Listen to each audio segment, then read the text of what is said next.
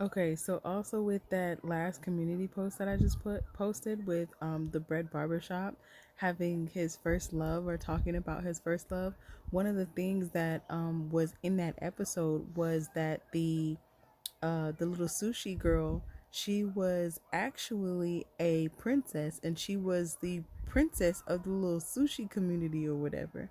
She was top tier.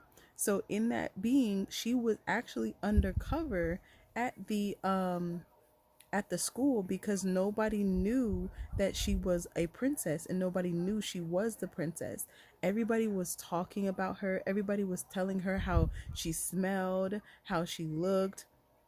They were talking about her, dogging her, and then they were bullying her by making fun of her to the point that she cried.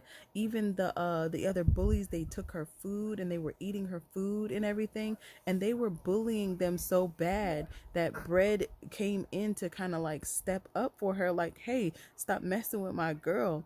And he kind of got beat up, and when he got beat up,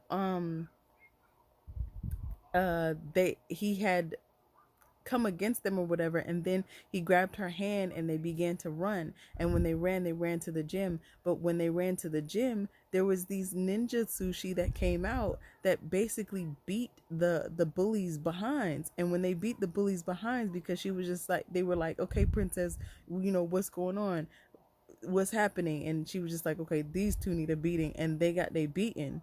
And when they got their beating, she had to go ahead and go home, and she had to say goodbye to Bread. All of that to say that Abba got you. The same way those ninjas beat they behind is the same way your enemies is going to be crushed.